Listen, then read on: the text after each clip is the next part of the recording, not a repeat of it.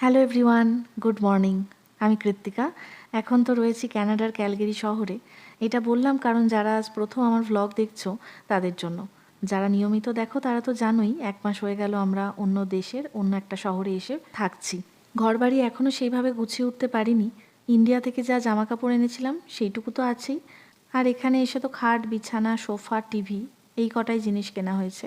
বাকি গোটা ঘরই প্রায় ফাঁকা। একদিকে ভালোই হচ্ছে, ঝাড় দেওয়ার সময় আর মোছার সময় খুব ভালো লাগছে।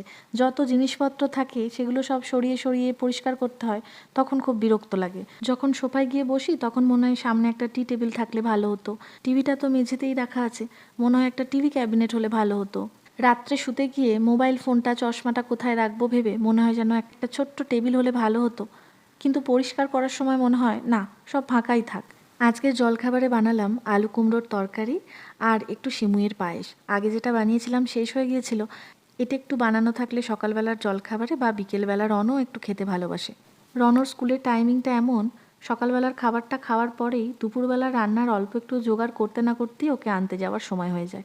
কিন্তু আজকে যে রান্নাটা করব সেটা এত সহজ এবং এত তাড়াতাড়ি হয়ে যায় বলে রনকে আনতে যাবার আগেই ইলিশ মাছের ঝালটা বানিয়ে ফেললাম।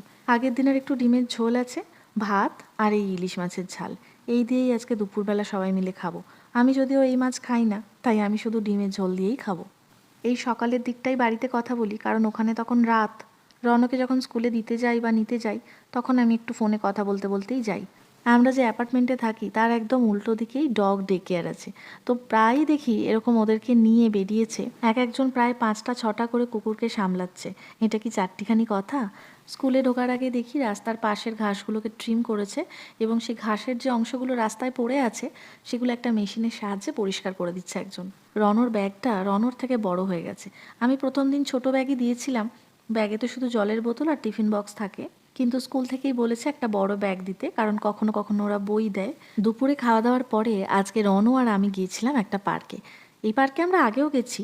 গাড়ি থেকে নেমেই এই কাঠের সিঁড়িটা দিয়ে ওপরে উঠে এলাম এবং এখন একটা ব্রিজ পেরোবো। এই ব্রিজটা হচ্ছে বো নদীর ওপর, মানে আমরা এখন বো নদীটা পেরোচ্ছি। ক্যালগেরি শহরের প্রায় মাঝখান দিয়ে এই নদীটা গেছে।